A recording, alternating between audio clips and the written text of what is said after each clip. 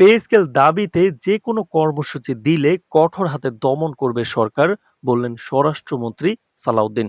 তো দর্শক, নবম পে স্কেলের আজকের সবচেয়ে গুরুত্বপূর্ণ নিউজটি শেষ পর্যন্ত দেখুন এবং শুরুতেই চ্যানেলটি সাবস্ক্রাইব করে রাখুন পরবর্তীতে নবম পে স্কেলের সকল আপডেট সবার আগে পেতে।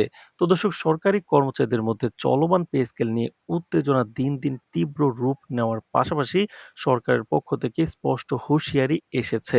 স্বরাষ্ট্রমন্ত্রী সালাউদ্দিন আজ দুপুরে এক সাংবাদিক সম্মেলনে বলেছেন, পে স্কেল বৃদ্ধির দাবিতে যে কোনো প্রকার কর্মসূচি বা অসামাজিক কর্মকাণ্ডের বিরুদ্ধে সরকার কঠোর পদক্ষেপ গ্রহণ করবে। তিনি আরও জানান, এই ধরনের আন্দোলন শুধুমাত্র দেশের স্থিতিশীলতা বিঘ্নিত করবে না, বরং সাধারণ জনগণের সেবা প্রদানে বাধা সৃষ্টি করবে।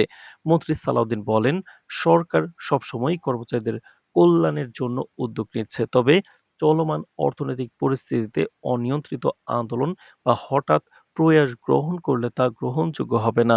যারা আইনের লঙ্ঘন করবে তাদের বিরুদ্ধে শাস্তিমূলক ব্যবস্থা নেওয়া হবে। আমাদের লক্ষ্য দেশের অর্থনৈতিক স্থিতিশীলতা বজায় রাখা এবং জনগণকে নিরাপদ ও নিরবিচ্ছিন্ন সেবা নিশ্চিত করা। অর্থমন্ত্রী ও সংশ্লিষ্ট নীতি নির্ধারকরা ইতিমধ্যে বিভিন্ন বৈঠকে অংশগ্রহণ করেছেন এবং কর্মচারী প্রতিনিধিদের সঙ্গে আলোচনার মাধ্যমে সমস্যার সমাধান খুঁজে বের করার চেষ্টা করছেন।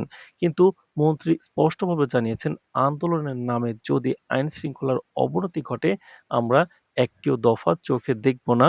দেশের স্থিতিশীলতা আমাদের সর্বোচ্চ অগ্রাধিকার। তো দর্শক, সরকারি কর্মচারীদের বিভিন্ন সংগঠন ইতিমধ্যেই পদক্ষেপ গ্রহণের প্রস্তুতি শুরু করেছে। তবে স্বরাষ্ট্রমন্ত্রীর এই কঠোর হুঁশিয়ারি কর্মসূচির তৎপরতার মধ্যে ভাবনার সৃষ্টি করেছে।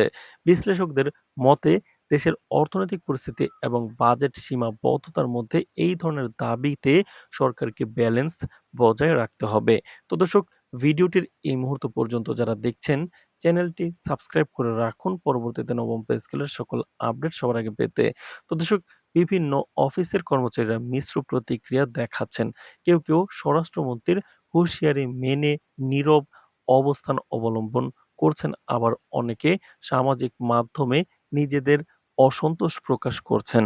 রাজনৈতিক বিশ্লেষকরা বলছেন, পে স্কেল নিয়ে উত্তেজনা একদিকে কর্মচারীদের সামাজিক নিরাপত্তা এবং মর্যাদা সম্পর্কিত, অন্যদিকে এটি সরকারের অর্থনৈতিক নীতি এবং বাজেট পরিচালনার সাথে সরাসরি যুক্ত। স্বরাষ্ট্রমন্ত্রী সালাউদ্দিন সাংবাদিক সম্মেলনে আরও বলেছেন, পে স্কেল বাস্তবায়নের জন্য পূর্বে গঠিত পে কমিশনের প্রস্তাবনা গভীরভাবে বিশ্লেষণ করার দায়িত্ব নতুন অন্তর্বর্তী কমিটিকে দেওয়া হয়েছে। এই কমিটি কার্যক্রমের বিশদ পর্যালোচনা করে চূড়ান্ত রিপোর্ট প্রস্তুত করবে। অর্থমন্ত্রীকে নির্দেশ দেওয়া হয়েছে রিপোর্টটি যত দ্রুত সম্ভব চূড়ান্ত করে সরকারকে জমা দিতে। রিপোর্ট আসার পরে গেজেট ও প্রজ্ঞাপন প্রকাশ করা হবে। সরকারি দপ্তরগুলি আজও গেজেট এবং পে স্কেল প্রণয়নের কাজ চলছে। সূত্র জানায়, আগামী কয়েক সপ্তাহে বিষয়টি চূড়ান্ত পর্যায়ে পৌঁছাবে এবং সেই অনুযায়ী কর্মচারীদের জন্য নতুন নির্দেশনা জারি করা হতে পারে। যদিও স্বরাষ্ট্রমন্ত্রীর বক্তব্য কর্মচারীদের মধ্যে আশঙ্কা সৃষ্টি করেছে, তবু অনেকে আশা করছেন যে আলোচনার মাধ্যমে পরিস্থিতি নিয়ন্ত্রণে আনা সম্ভব হবে। দেশের সরকারি ও অর্ধ সরকারি খাতের কর্মচারীরা এবার নতুন সরকারকে দেওয়া আলটিমেটামের মাধ্যমে স্পষ্ট বার্তা দিয়েছেন। পে স্কেল দ্রুত বাস্তবায়ন না হলে তারা কর্মবিরতি, আন্দোলন ও অন্যান্য কঠোর কর্মসূচি গ্রহণের হুমকি জানিয়েছেন।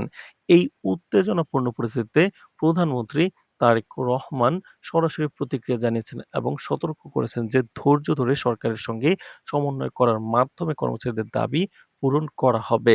তো দর্শক, ভিডিওটির এই মুহূর্ত পর্যন্ত যারা দেখছেন, চ্যানেলটি সাবস্ক্রাইব করে রাখুন পরবর্তীতে নবম পে স্কেলের সকল আপডেট সবার আগে পেতে।